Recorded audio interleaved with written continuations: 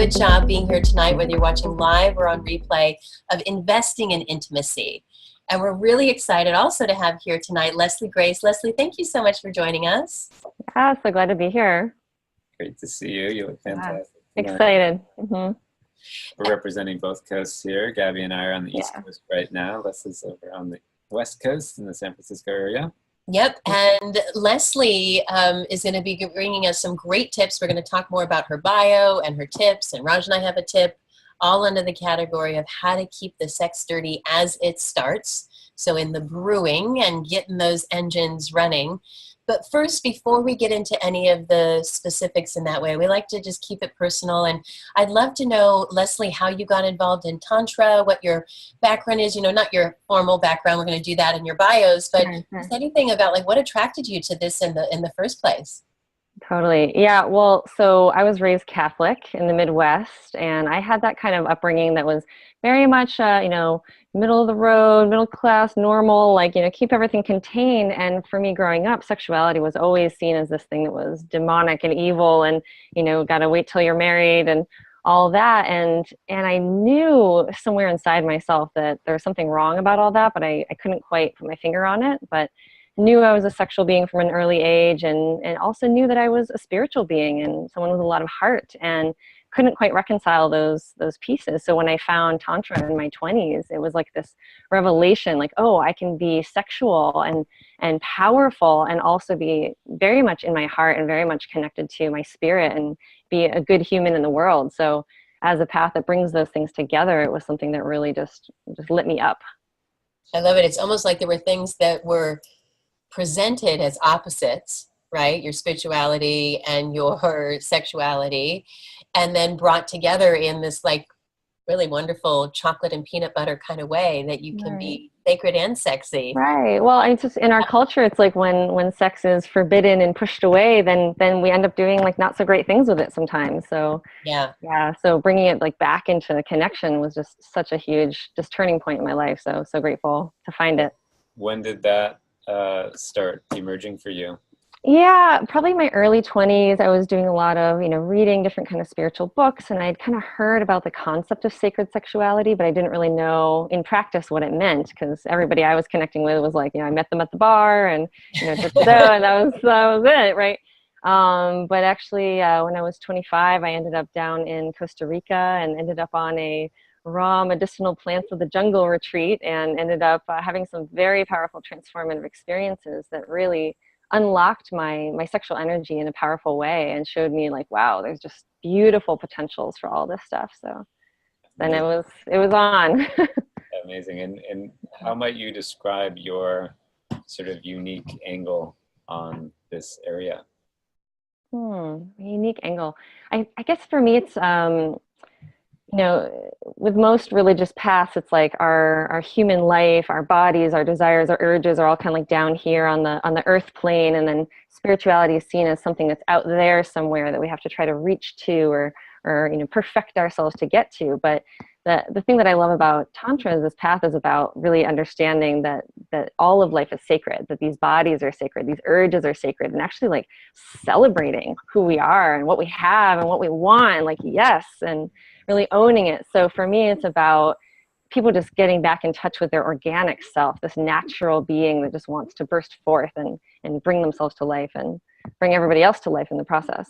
Amazing. Leslie, if you see me looking away and hearing a little typing, it's because I'm capturing some of these things that you say.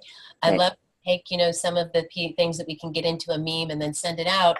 Because I like people to have, some physical structure of reminders. So we tell people, put it on their phone, print it, put it on their refrigerator, and we'll send these to you as well. Yeah. That's what I'm typing there. I wrote down, you said, your urges are sacred. Yeah. Only what you want. Yeah. Right?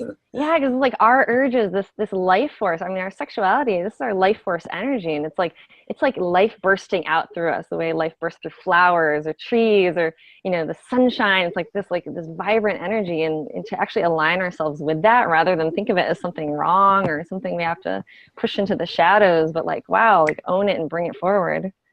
Right. Amazing. Yes. Yeah. Yes. I like the idea of like the flowers on it. It's like this celebration, right?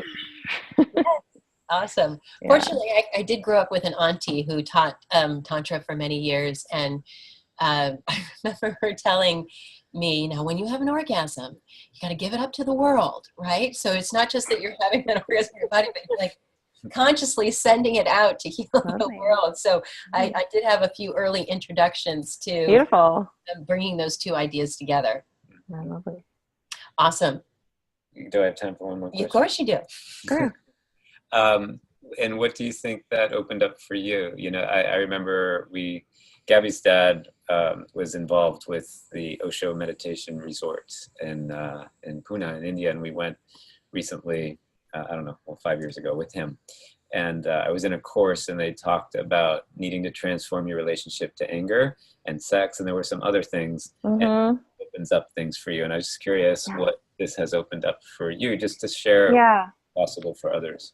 Well, along with the Catholic upbringing, I had this real focus on perfectionism and being good enough and doing the right thing and being likable and all of that. And so I was living my life kind of like trying to meet everybody else's standards or stretch myself to be some shape that I thought would be, you know, well received by other people. And instead, in this path, it's so much about the organic unfolding and actually getting in touch with what's true for me and not being afraid of it, and actually like being willing to embrace everything that has to move and shake out and open up. And so finding all those places where I have been really like just squelching my own life force, my own expression, and just saying like, okay, I'm done with that. I'm not going to do it any longer. I'm not going to keep myself in the shadows, quiet, be the nice girl, I'm like, here I am, world. And so it's been a big process of learning to step out and show myself more. And yeah, it's cool because my experience of you is that you're just very authentic and expressed, whereas and I think what you're just talking about allows that, you know, it's like your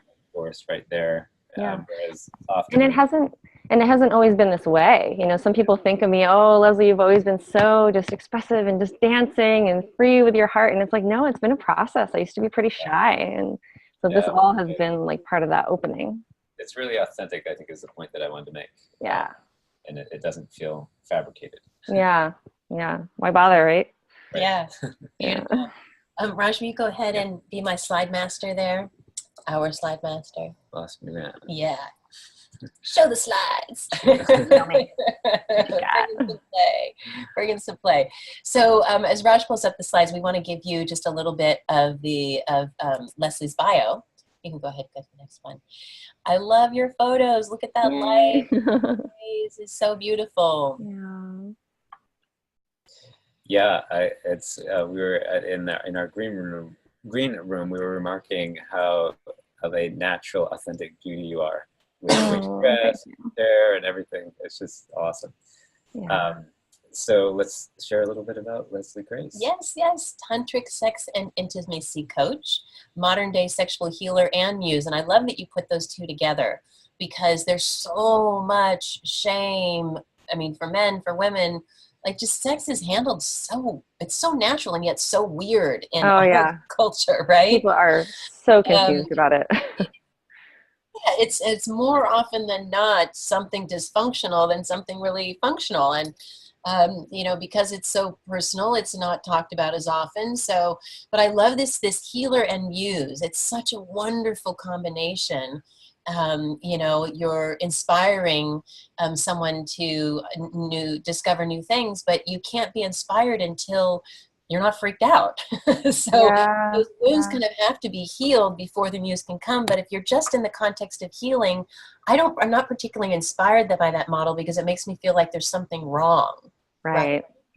So the fact and we're all constantly in a process of healing and awakening. So these are the two kind of phases that we talk about, and like they weave back and forth. So we all have blocks, we all have wounding around sexuality, we all have confusion about it, pressure. We're trying to, you know, live up to some standards, and so we have a lot to let go of and heal. But then as we move those blocks out of our system, then we get to awaken into all this juicy energy and vitality and aliveness that gets to be there. So the healing and the awakening go hand in hand.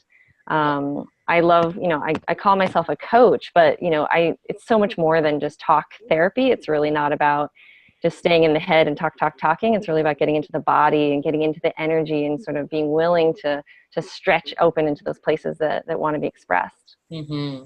Yeah. So deeply devoted to helping men and women liberate their sexual energy and align themselves with love. I love that as well. It's just, I love the word alignment in general, and we often are working with couples to create a vision that they can align together and towards as partners. So just this idea of aligning themselves with love, where are you going to be, Yeah. just kind Well, of I find that people often have like either they're very expressed in their sexual energy, but then it's a little harder for them to kind of bring it up to the heart level and experience that intimacy and the vulnerability.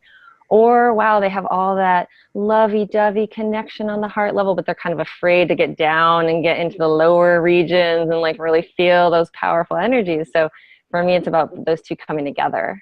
Yes, you are very much a chocolate and peanut butter, both best of both worlds. Very much so. Lady, love it. Yeah. Awesome. Are there, okay. I know there's more there. You want to do this? You want me to? You can keep going. Okay, great.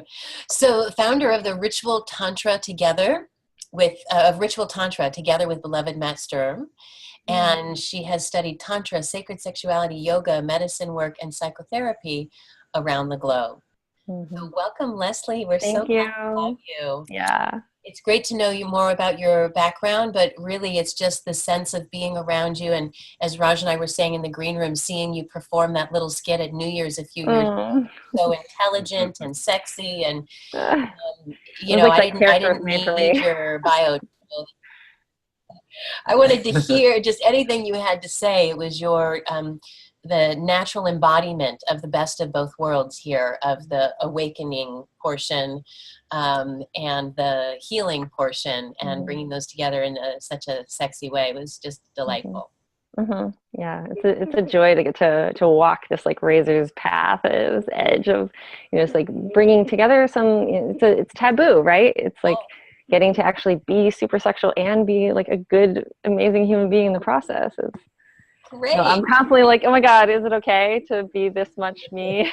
I went to the people we interviewed last week. They had done another workshop called Taming the Inner Critic. And they had you name your inner critic. And one of my inner critics was called Too Much Tammy. You're too this, you're too that. And someone gave me the affirmation is something like, I'm free to express all that pours forth. I turn it on, dial it up, and then some. Yeah. I'm like, oh, look out. Okay, look out. Yeah. So we're welcome here to turn it up. Thanks. Yeah, I mean, like over the last few years, I've been bringing it out more and more, and it seems like people like it. So I'm like, all right, just gonna keep unleashing a little more. Good. They keep responding. You keep sharing more. Excellent. Might as well. Excellent. Well, I know it is vulnerable, courageous work. So thank you. At least for us, we didn't set out to do relationship work. People asked us to do relationship work. And it was the advice, this kind of goes to this page anyways, if you want to go to that slide, Raj. When we got married, someone said to us, all you need to know for a great marriage is to keep the fights clean and the sex dirty. So as our relationship went from really crappy to really awesome, and people started saying, okay, what is it that you're doing? And you need to share it with us. We remembered this about being told to keep the fights clean and the sex dirty, and started asking people in their relationship what their challenges were. And that's essentially what they said is, how do I not lose it when I'm pissed or hangry and say or do something I'm going to regret? And how do I keep it hot and sexy and passionate? So go ahead, Raj. Yeah. I was just going to add to that, that we really pride ourselves in kind of this unique spot of applicable and fun tools. Because work in the realm of sex can either be really sort of out there for people. I mean, I'm generalizing. Or confronting in some way. Or philosophical. And we just really created tools based on how we wanted to consciously create our relationship and continually having it be better and better. And then we found that, oh, wow, there's different phases of, fighting or whatever you want to call that aspect. And then sex, there's the before, there's the as it starts, during and after. Timing is everything, right? Categorize our tips and tools in that kind of framework, then people can find what they're looking for and focus on different areas and really start sort of dissecting their relationship and bringing a level of consciousness to it, and then apply tips and tools that really, really work, and they're fun. So you got the halo and you got the devil horns, and this week we're looking at the devil horns. We're looking at sex dirty as it starts. And this is just, you can consider this the seduction period or the on-ramp. This might be, bringing that dynamic on. It might be taking you from feeling sexy to actually starting something, initiating something happening. So I know that Leslie's got 4 great tips for us as well. And then we will, whoops. Oh, there. So we will go ahead and, anyway, do you want to do this piece, honey? Yeah, so if you're joining us live on Zoom, or if you make a comment on our Facebook live video streaming, you'll get our free cheat sheet. And we have 16 of our top tips in terms of the fights clean and the sex dirty. And we just have little blurbs on our top 8 tips in each of those different categories. And it's just a great reminder, a great sort of go-to tool. We like to post it on a refrigerator. You can keep it in your purse or your wallet or whatever. And so, yeah, so they need to what? Yeah, to either comment if you're watching this live. This is for those watching this live. You can just put comment on Facebook, or if you're watching on Zoom, you can comment there. And I think we had mostly the screen on, but we're visiting Raj's there for years, helped them pack up. That was his mom just coming in, worried that we were too hot in here. It's summer and humid, and she was bringing us a fan. So I'm looking over, going, she doesn't realize we're on video. I'm like, next later. But that's the fun and beauty of being live, right? So thanks for taking over there. Sure. Live, baby. Live. Yeah, great. So if you are watching this episode because you're really particularly interested in this topic, the seduction part, the on-ramping to intimacy, as we call it, then you can come to our website and just look under the blogs and search for, you can either type in a search or just look for this category, right? You have this symbol here of the heart with the devil horns, and in this case, it's shaded in as it starts. So some of our videos and our blogs there are Set Yourself Up for Sexiness, Booty Before Brekkie, Set and Setting. Sex is a lot like tripping. Taking risks. Not tripping over your feet. No, different kind of tripping, right? Set and setting, as they say, is the most important thing. And taking risks and being bold. So just go ahead and explore, find something that's meaningful for you. Investing in intimacy, I say with relationship, wonderful does take something. To have a fantastic relationship, but we always like to say wonderful is worth it. So if you want to find any of those blog articles or information on those, we have some short videos as well. You can look on our blog page on Sex, Keep the Sex Dirty, and look for this symbol or put these into the search window. Yep. And you'll find those articles. And that's at relationshipfunandgames.com, which will give you some more info at the end. Okay, but tonight's tip, give them a game to play.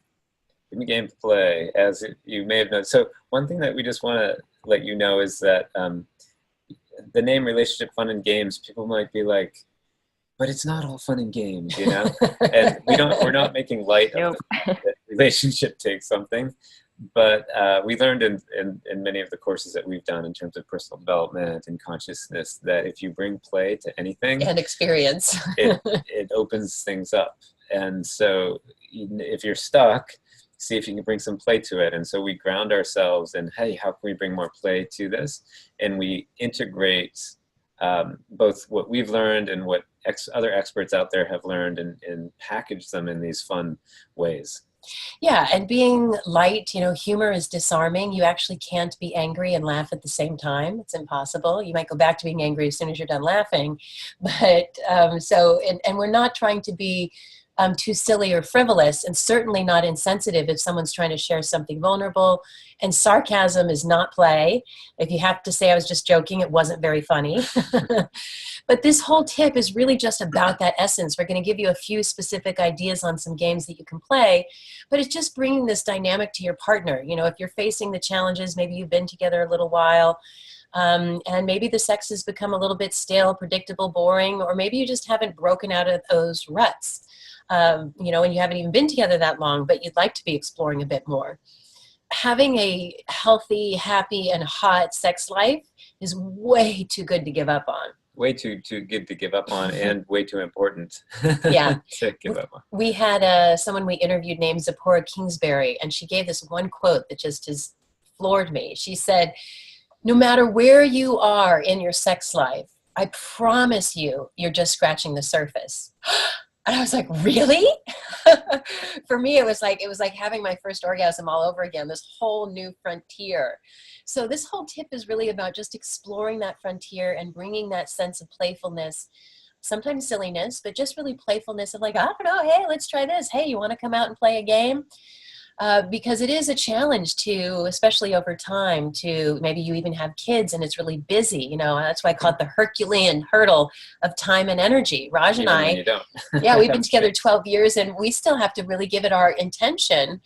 We always have expressing attraction to each other, but to really make the time to play a game, right? Yeah. In fact, this weekend we were really intent on setting a time for us to have And we a have sexy time, and we were getting ready to come out to the Cape, and we were just reviewing our relationship goals, and we just never got to it. We'd get to getting heated up and we get in the shower and then, oh wait, I'm hungry, let's have a snack. And so, and that's with us out even having kids. So we totally understand. And that's why just bringing this sense of, you know, keeping it fresh, making it fun, mixing it up, and just giving your partner a game to play can really shift some things and have you just engage in even if it isn't all the way to intercourse, there's a lot of just playfulness and sexiness that you can be bringing into your relationship. Remember, this is the as it starts, so you're kind of stirring this up.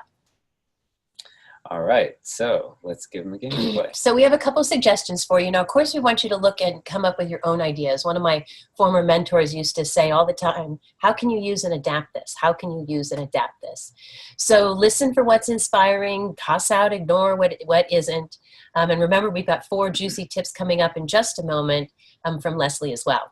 Yeah, and like Gabby said, how can you use and adapt this? Another way to say that is, we came up with these and our friends came up with these, so you can come up with them too. You don't have to be like an expert in sex, just Yeah, it really is that sense of, I mean, remember when you were kids and you'd knock on your friend's door or something and say, hey, you want to come and play a game? You want to play a game? I know, let's do this. Totally. It's that exploratory, playful nature that we want to be cultivating here.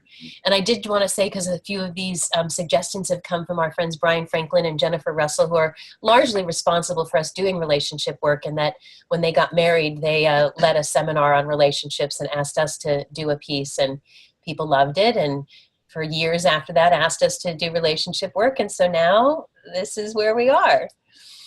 So just a couple of, I'm going to go over these quickly because we want to get to as much time as possible for Leslie's tips here, but a couple of ideas. So you can either just pick a couple adjectives that might turn you on. You know, they could even be contradictory in some sense, you know, or it might not be, but you could have, you know, the soft surrender or the demon slut or, you know, any kind of couple of words that you can, you know, come up with in a playful way. You're like, I'm going to be, and you can create a couple of adjectives. Right? What would, Leslie, what would be an example that you might come up with off the cuff of some adjective words?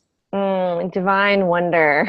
Oh, yeah. So Divine wonder. I love it. When you're watching this either live or on replay, you just play that game. If you're by yourself, write it down. If you're with your partner, share just like what's there, and then see if you want to play with that. That's great, honey. That's really tapping into the desires, you know, now of like, what, you know, what's a dynamic that would be desirable like here for you? it's hot and humid in Boston, so our words might be hot and sweaty. Yes. Uh-huh. So a second idea here is just to pick a chakra, and we're going to hear more from chakras from Leslie in a moment, so I'm not going to talk too much about this. But this piece is about focusing on the different parts of your body or your energies. You know, the root chakra, you know, is right in the root, I guess, groin region. You know, that's kind of your primal sex, you know, or it might be your heart chakra, and you really want to have this opening amongst your hearts.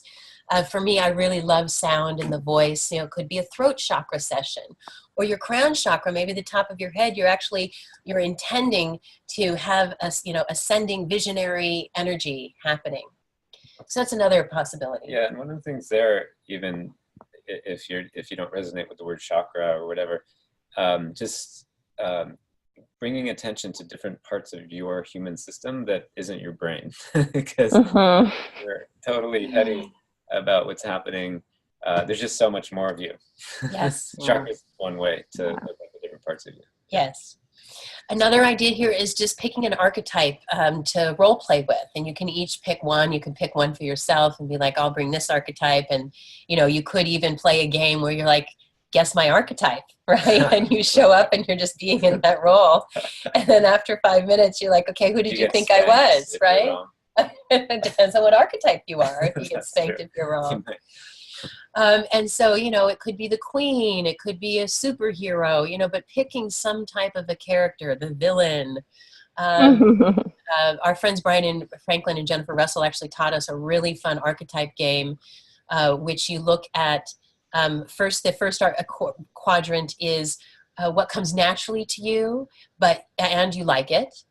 The second quadrant is what doesn't come naturally to you. I'm sorry, what does come naturally to you, but you don't like it. The third one is it doesn't come naturally, but you do like it. And the last one is it doesn't come naturally and you don't like it. And so they gave me, the first one was they gave me the I like it and it comes naturally was, what was her name? Jackie Onassis. Right? And then interesting, the next one they gave me is what came naturally to me, but I didn't like it. First lady, Hillary Clinton, the boss lady. And then the third one they gave me was, oh, you got to choose this one. What didn't come naturally, but you did like it. That was the slut, little steamy there. And the one that did not come naturally and I did not like was the rape victim. So Raj's were like the Boy Scout, the healer, Jay-Z, and Sid Vicious. Right? So what's it like if the healer makes love to the rape victim, or Jay-Z makes love with Hillary Clinton? You can see there's all kinds of play that you can come up with this one. I'm elaborating on these just to get you into the mode of continuing to think of your own ideas and how you can stretch this and change it and really just make it your own. Like it says in this last one, make up your own game, and looking at how you can seduce your beloved with playful and passionate ideas of your own. Yeah, one of the things that we're playing with, Excuse me. Some people might think, oh, if you have to plan your sex, then it's not sexy. Now, if all of your sex is planned, then maybe that's the case. But to work on and foster and develop your sexual relationship, we're playing with this idea of these 30-minute sex sessions once a week, where each one of us, we trade turns on initiating it. 30 minutes of sex and coming up with a game. without an attachment of where it goes or where it doesn't go. It's kind of an extension of Rano and Sierra's 5 minutes of anything, right? Our friends came up with this game, 5 minutes of anything. So this is 30 minutes of anything. Any games that you're thinking of, Leslie? I know we're going to come to your tips in a moment. Oh, so many, but I would love to just dive in with some of the tantric practices and principles. So let's just get to our action option. Oh, yeah. Okay. So we'll wrap up here. So we do like to bring a awareness around taking action. Ready, Raj? Da, da, da, da, da, da, da, da, da, da, da. If you don't know, that is the theme to Mission Mission Impossible. Impossible. At least our rendition. So cute. So it is, it's not an impossible mission, but it is your mission. And we like to emphasize action, but it's an option. You get to choose. And we're hoping that you choose to take some action. So you can pick one of the 3 games that we mentioned, or just create a new one and invite your beloved to play. He's like, hey, I'm playing with these games. You want to just play a game with me? You can even Wanna make play a a game of that, like write it down on 3 cards, blindfold or whatever, and then have them pick one. Give them a note. Let's play a game. Which curtain do you choose? Curtain number 1, curtain number 2, curtain number 3. So again, you might give them a pick of all 3 of these games or some of the other options that you dream up and say, like, pick a game, any game, or invite them to create your own. Then play the game to the fullest. And now I'm going to mention this tool briefly, the Romp Recap, and you can look at our blogs or one of our quick tip video clips, but it's a tool to talk about sex after sex, not immediately after, but within, an hour to 24 hours to recap on how it actually went and how it might even be better next time. And this is done in a really fun, playful manner as well, of course. Yeah, and the idea there is that we're not really trained to talk about sex without getting triggered. And how can you get better if you can't talk about it? So it just gives you a way to actually talk about sex and, how you might what's great, how you might up level, etc. You're going to describe it a little bit? No, because we want to get to her And the tips. cost, So yeah, just go great. check out the Rump Recap if Yeah. you want to dive in more to that. It's a really great tool, though, to communicate. And so then just do it again. Keep playing the games, right? Apply what you learned last time and have it be even better. And if it's not going exactly as you had hoped, just don't let that derail you. Don't put a lot of pressure on. Remember, it's a game. It's not about being perfect. It's about engaging and experimenting and seeing what comes up. It's okay to make weird sounds. It's okay to feel awkward. It's okay if something doesn't feel good or even hurts at some point and it kind of, quote unquote, ruins the mood. Get back in there and be playful with it and even use whatever energy's coming at you to make that part of the game. I just imagine like you're in like a sex boxing ring and your coach is in your corner. It's like, get back in there. Get back in Get there. in there. Go. Okay. Put a lubricant and you'll be fine. Yeah. Great. So that is your action option for give them a game to play. So we encourage you, get out there, start experimenting, start adapting, and play. And if we really were Mission Impossible, this screen would burn up. And It go would into self-destruct. smoke right now, Yeah, or maybe burn we up. can do that effect Yeah. next time, right? And we did mention some of the resources. We like to put just these short 3 to 5 minute video clips here. So we'll put this link to the tip in the Facebook live comments that are going right now. And if you're watching the replay, you can pause it and type this in. But here, if this tip was helpful and you want to remember it, then you can go ahead and save it and have that video on your phone. If you want to use that video to show it to your beloved and say, hey, check this out. It's only 5 minutes and I'd love to play this game with you. What do you think? And this is also posted in the comments. Yes, that it I can is. grab the link. Yep. Great. Yep, if they're watching the replay. Mhm. Are you listening to me? I was checking in with our moderator. Okay, to make sure I got everything it. was working. I got it. All right, Leslie, I'm going to go ahead Yeah. and pull all of these up and we're turning it over to you. Feel free to jump Awesome. around. And Yeah, well, I've got some more game ideas and some more Good. things people can play with because I think that there's this idea that people have that Tantra is this like esoteric, really complicated thing, and it doesn't have to be that at all. In fact, it can be just so simple and so easy to start to bring just like the first, most basic practices into your life like right away. It's very, very, very simple. So yeah, do you have the slide to pull up there? we do. Maybe we're not screen sharing. Maybe we're not screen sharing. You're not showing, no, not screen. Hey, That's screen all that sharing. time that we had the screen up. It just wasn't. Okay, great. Yeah, so great. So yeah, my first tip is on how to create sacred space. And what we mean by sacred space is like just creating an intentional time together to really connect in a deep way. I think that a lot of people feel like sex should just happen or we just have to spontaneously roll into it or something like that. But actually there can be so much beauty when you enter into lovemaking in a way where you're bringing intention to it, where you're bringing sort of a willingness to drop in a little bit deeper together and share a little bit more intimacy. It can be a little bit scary to do that. So this idea of creating sacred space is sort of like almost like you can set up your own little mini tantric ritual at home, like tonight or tomorrow. Like it's very, very simple. So the first step is really just to start to prepare the space in a way. So actually cleaning your physical space, cleaning your bedroom, putting away the piles of laundry, and that stuff isn't sexy, doesn't feel special, right? So cleaning your physical environment, and then also I was gonna have you say, I don't have time to do this. I've got 3 loads of laundry to do. I know, right? It's like, hey, set it aside. You're making some special time together. And then the next step would be to really prepare your own self, like, dress up in something beautiful. Maybe take a shower after work to reset yourself. Set the room up with candles or incense or whatever plate of fruit or goodies that you want. Get all your little special lotions and sprays and tinctures and all the things that are going to make it a really special experience. And so all of those things are like little hints to your subconscious that something special is about to happen, that you're actually taking the time to make that extra little step to welcome in a more sacred experience, something that can be really transformative for both of you.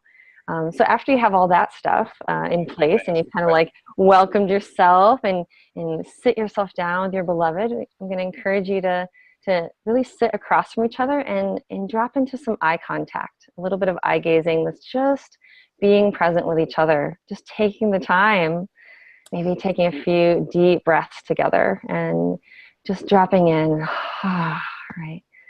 And maybe seeing whatever is actually there. So it may not be that like right in that moment you're feeling super juiced up and hot and sexy. You know, maybe you're like, oh, it was a long day, or oh, this stuff's really weighing on me, and you actually need to get something off your chest or share about something vulnerable. And in that way, this little moment of eye gazing can really spark a lot of intimacy and a lot of new connection, and make room for you to actually be like, oh, who is this beloved in front of me today? Like, they're not the same as they were yesterday or the day before. They're new in this moment. And when you can see that freshness in them, then it brings this quality of aliveness and sort of like the really being in the moment together.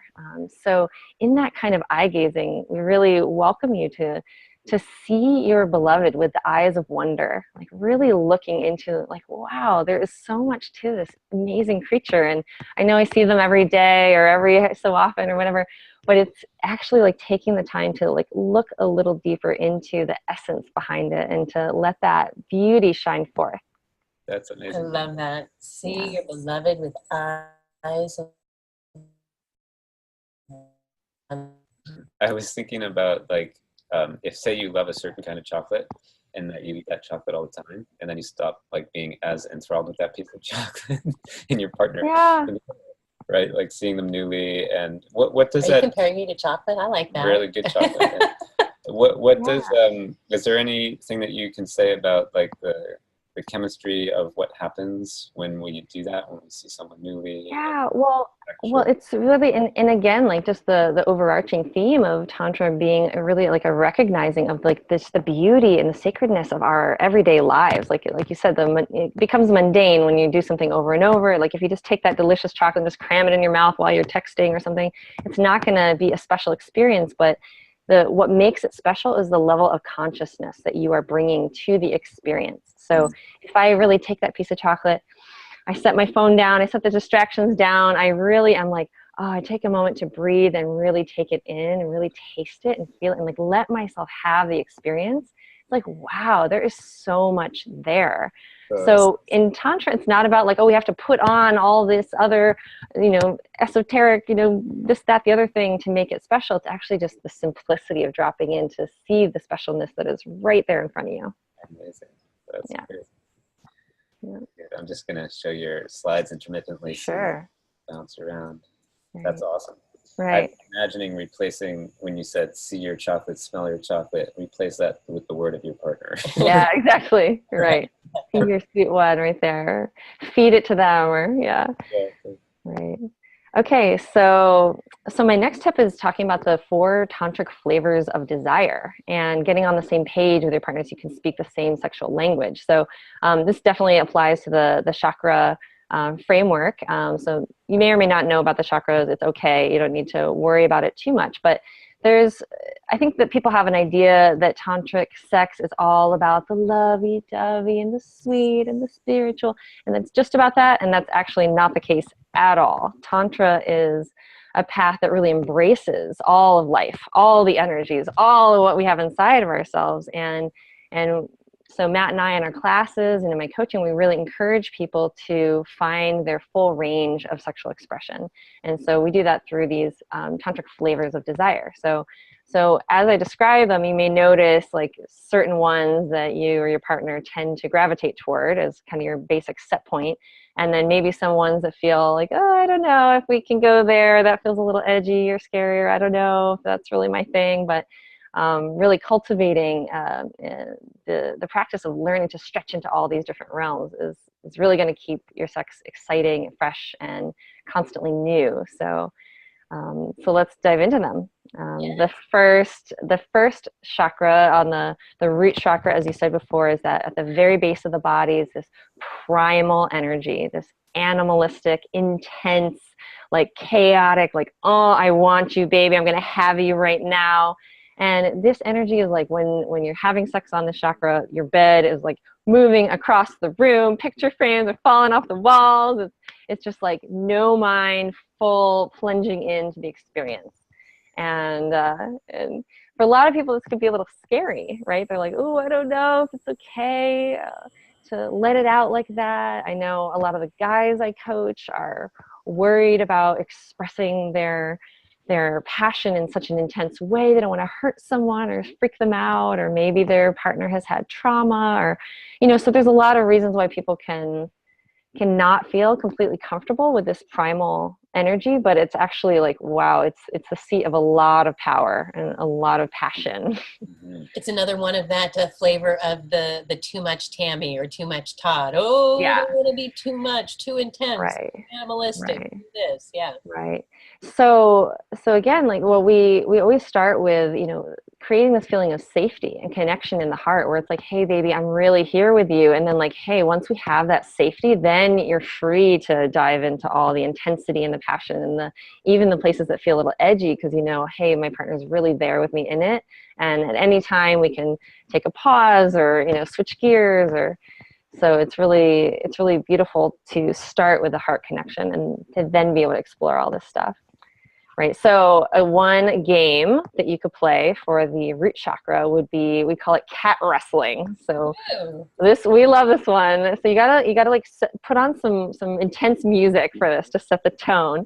And then we want you to get on all fours with your partner, either on the carpet or on the bed, and get yourself into your animal body. Start to feel your body wiggling, your hips moving. Maybe if you had a tail, it would be swaying, digging your nails into the bed, and then starting to kind of size up your partner and check them out and kind of sniff them a little bit, maybe a little growl here and there, right? You're going to kind of like stalk each other, rotating around until finally you're just going to go for it. You're just going to start wrestling and just grab each other, and it's like, who's going to take each other down? Who's going to come out on top, right?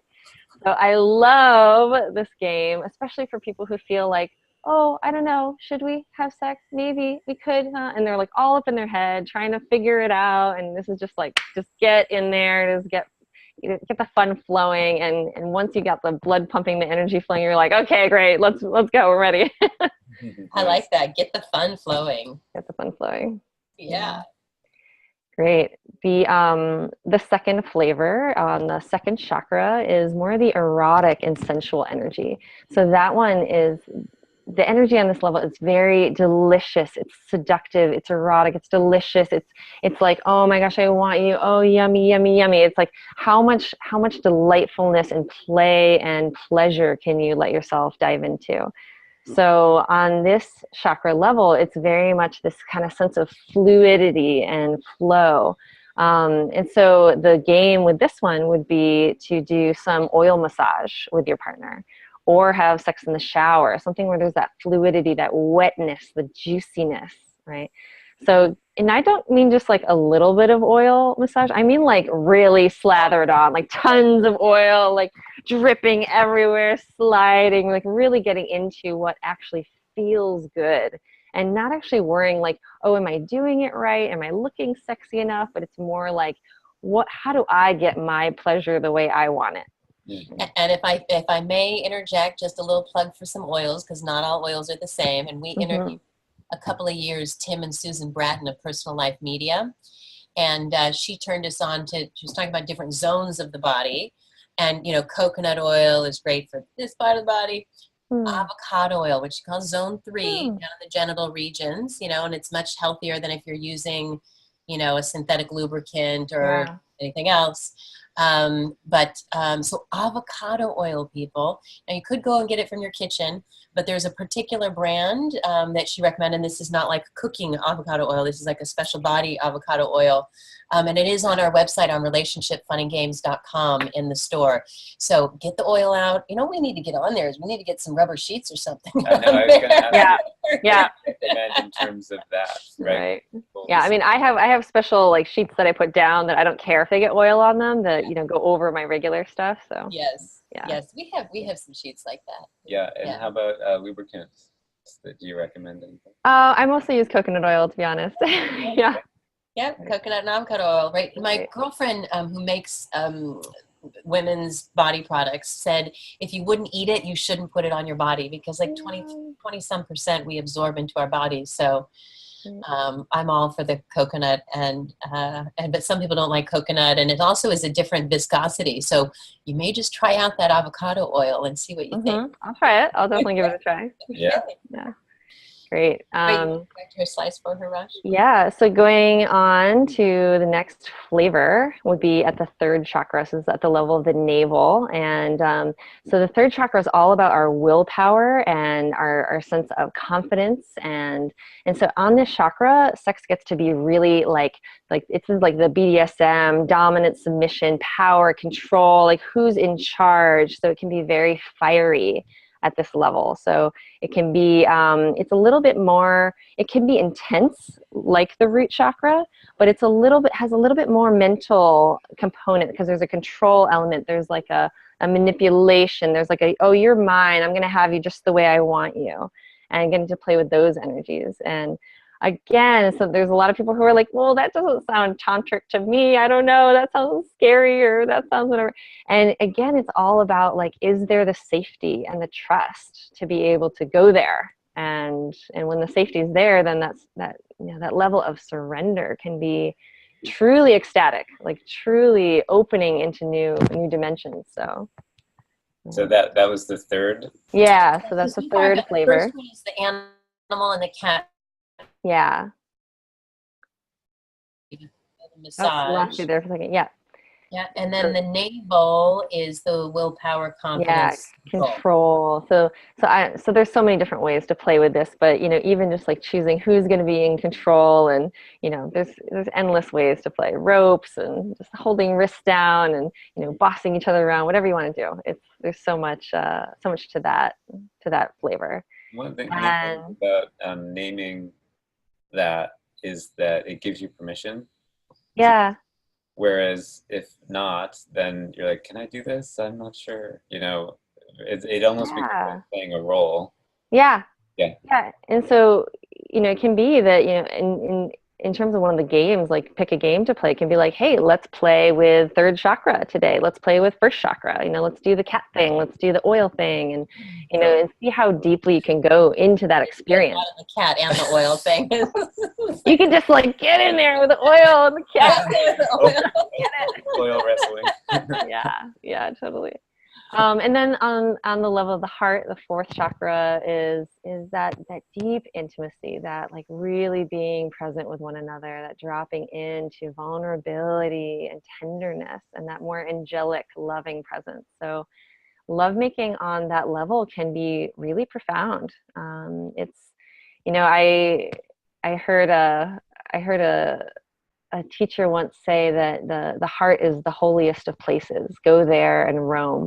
Nice. And it's just this idea that like the heart has infinite depth, that most of us, it's like a petals of a flower. We've opened just like a few petals, but there are so many more to unfold, and spending time really like letting yourself feel into those deeper layers with your partner. And there's just endless ways to discover that. But the game that I want to suggest is to spend time eye gazing with your partner during lovemaking. So while you're in union, having sex, and really like making the eye contact and breathing together, just being present with like, wow, I'm so here with you right now.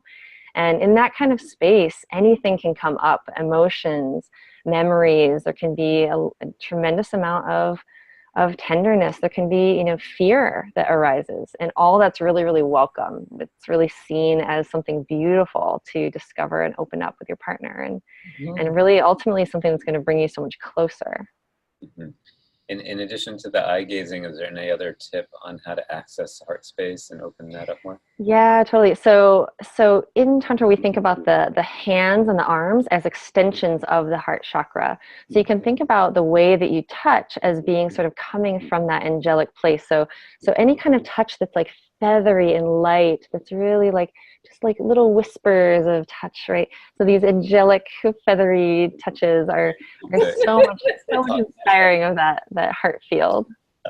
Gabby's I'm like doing a little bit of She's giving it to you. She's giving it to you. Pause, Yeah, yeah. Awesome. Okay. So that's 5. No, that's 4. That's 4, yeah. And so we must, so I teach about the first 4, because the ones above that start to get a little transpersonal. You know, so up to the level of the heart, this is all still within kind of the human level connection. Beyond the heart, it starts to get really cosmic, and those are the kind of experiences that it's like we can't teach exactly, but we can sort of point to the fact that, hey, once you take time to tune in with each other and to access all these powerful energies and open the heart, then all that energy just wants to keep going and opening further. So you'll have to discover for yourself what's beyond the heart. Yeah, that's the whole point, is exploration, right? Right. All right. Well, we have that was amazing, and now you've given me like a month's, 2 months worth of sex sessions material. So many tips, right? So many things to think about. You know, this is not just for our clients and audience out there. This is we take all of the advice from these shows. Oh, great. As well. Our relationships just keeps getting better and better with these interviews. So Great. Tell me how it goes. yeah, we have a few more minutes on your tips here. Yeah. So these are quick ones. So the next step is to stop chasing orgasms. I think that people get too caught up with trying to get somewhere during sex, that like, oh, I need to please my partner. I need to make sure that they come first, or that they, you know. And in fact, I would recommend that you actually think about the fact that perhaps your like focus on getting to orgasm is actually the thing that may be killing your sex life. Right? It's this like the drive to get somewhere. It actually takes the fun out of it. So in Tantra, the focus is so much about letting the moment unfold on its own, and actually just letting go of where you think you need to get to, or struggling to make something happen. And in fact, just like letting go of it and seeing what wants to happen in the moment. How is life inspiring you to move? Like, you know, what is arising right now that feels like, oh, let's follow this thread. Oh, where is that going to take us next? So the flavors we talked about before, you can start with one of those levels, and then in the moment switch over to something else. It's really about like the moment by moment unfolding. And that's really where the deepest pleasure is. So I find that when people are, you know, struggling, or they feel like, oh, it's really hard to get to orgasm, then I'm like, okay, stop trying. Like, just stop trying to get there. And in fact, letting go of that and actually being present is such a deeper level of pleasure that actually orgasms tend to come a lot easier that way. It's when Raj and I had been together for 7 years, or married for 7 years, we said, okay, what's the 7-year itch, right? We don't want that. So let's create our own itch, what we want. And we took on having the best sex we'd ever had. Nice. We made a commitment, because we do 90-day games with our goals, like 3 times a year, 90 days on, 3 days off, in all areas of life, including our relationship. And so we set a goal of, at minimum, every 90 days, we've had the best sex we've ever had. Nice. I love it. Have sex once every 90 days, but the goal in that time, that once it's so that it's always being better and better. And it's not like you can't, success is an emergent property, right? So you can't force it. You can't, like, we're going to have the best sex we've ever had now. But we have learned the conditions for it. So we need time. We need, you know, privacy. And the reason I brought this up is because I love those sex dates that we have, because they're often 3 or 4 hours long. So there is no orgasm focus. You know, sometimes if it's a 30-minute, you know, or a quickie or something, it can be a little bit more functional and focused in that way. But when we have these long, it's like, oh, that feels good. And then it's like, oh, here, you want to have a blueberry or a drink? And then, oh, we go back to it. You know, there's just this spaciousness to it. Yeah, nowhere to get to. It's like actually like the contentment is just in the unfolding itself. Like that you're not needing to get anywhere to have it be, you know, a success or good sex, or just about what's happening. Sexy right where you are. Right.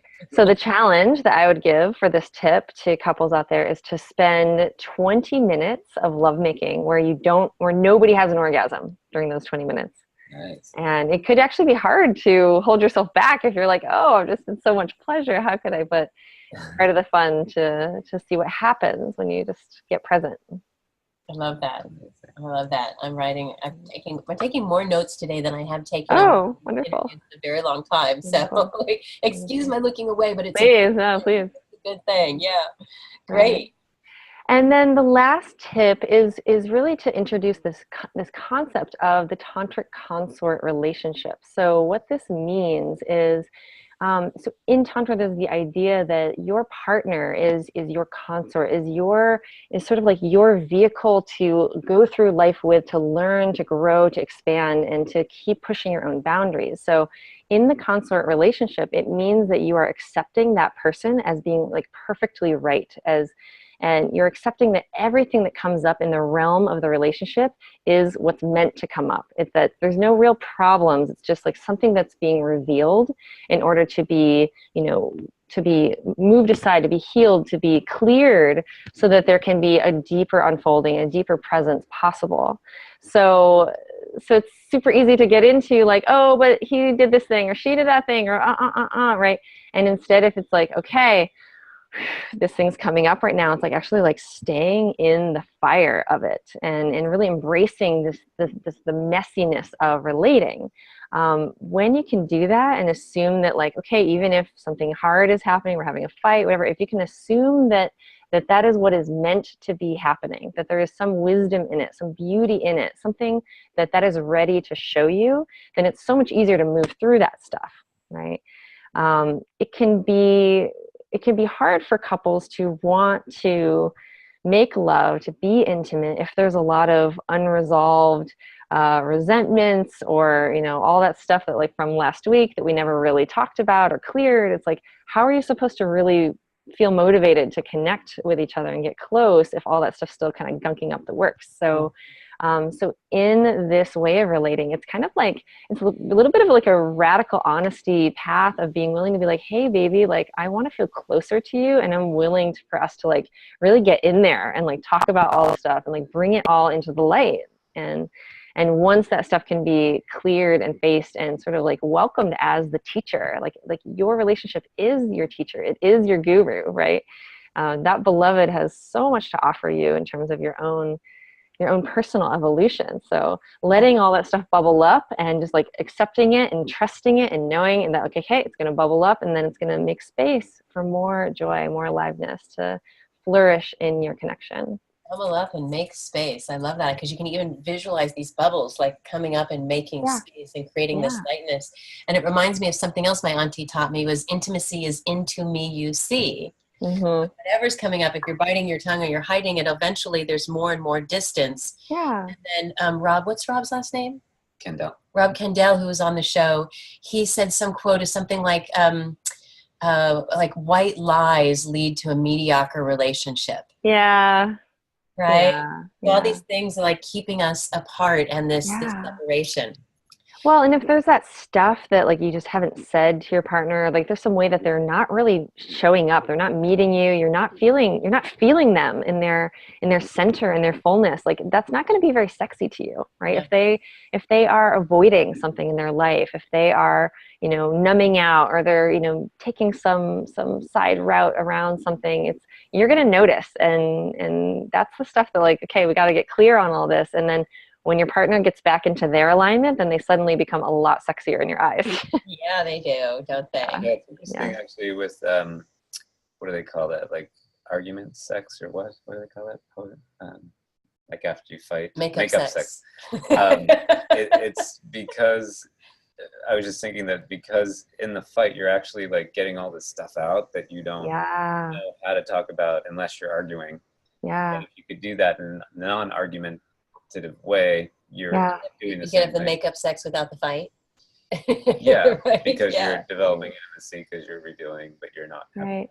Well, it takes a lot of personal responsibility for people to really like tune in with themselves and find out, okay, well, how am I holding on to stuff right now? How is my system all like gunked up? My energy's all clogged, and it's not allowing me to be in my flow, in my openness to connect. So it's like each person has to really feel, okay, I'm holding on to a lie. I need to get this out, whatever way. So we talk about breath, sound, and movement as the big three to just like clear that shit out and make space for more life. Nice. I like that. The big three: breath, sound, and movement. Mm-hmm. Right. All right. Awesome, Leslie. Great. Yeah. Amazing. How to create sacred space, the 4 tantric flavors of desire, stop chasing orgasms, and the tantric consort relationship. Now, we love this interview, as we hope you loved it as well. Go ahead to the next slide, sweetheart. And if you want to hear more, there's a wonderful 8-week online masterclass coming up from Ritual Tantra called Tantric Lovemaking for Couples. And that starts, when did you say, October 4th? October 1st. October 1st, all right. Yep. Yeah, so October 1st. So get through your summer, do all your exploring, and then bring it to Leslie and Matt's course so you can take it to even another level. So you have 2 URLs here. You can check it out. And we'll Set put on those, our calendar. I know, right? I just found out about it tonight. Awesome. I know. Yeah. Yeah, right? Yeah, absolutely. And then if you're new to Relationship Fun and Games, we also have a gift for you. This is even for those of you who are watching the replay rather than watching it live. So we have our 4-part mini email course, which has some of our favorite tips and videos of sharing those tips, little short videos, including one of my favorites, The Hot and Bothered Backseat Driver. And it also has our guidebook with at least a few dozen tips on keeping the fights clean and the sex dirty. And then if you want more from Relationship Fun and Games, you can check out our website. We have our ebook that is up there. We have the store that I mentioned before where you can get that oil.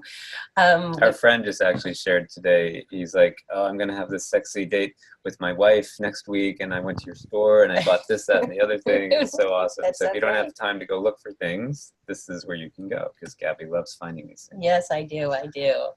And then you can also check out past Fights Clean Sex Dirty TV episodes are on the website.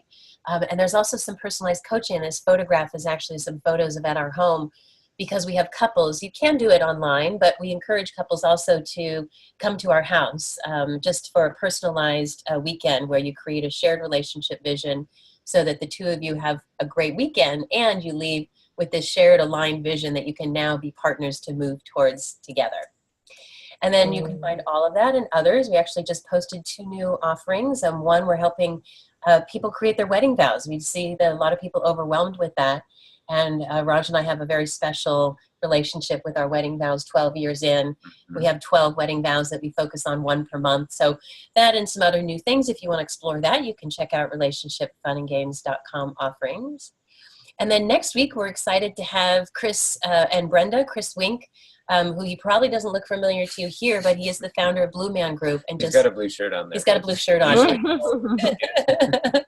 And just such a funny guy. In fact, What is it, the longest running Broadway show in history? I sent them a different photo where her glasses were off and he was smiling, but I guess we didn't get that one in there. But this is all about the fights clean during. So this is in the heat of it. How do you pull out of an argument in the heat of it? And so this will be a week from today, July 24th, with Brenda and Chris. We hope you can join us or jump in to catch the replay. Awesome. And again, here is Leslie Grace's information if you want to find out more about her Tantric Lovemaking for Couples course and other. What else can they find there, Leslie? Yeah, well, so my personal page is for coaching and tantric body work, sexual healing work for couples and individuals in the Bay Area. And then Ritual Tantra, we have classes and events regularly in the Bay Area, as well as the online course. Great. Well, if you ever want to think about coming down and doing one in Santa Barbara, we have some space there. Keep that in mind as you're coming down south. Would love that. That would be a lot of fun. Cool. Yeah. And to those of you online watching this either live or replay, are you going to say something else, honey?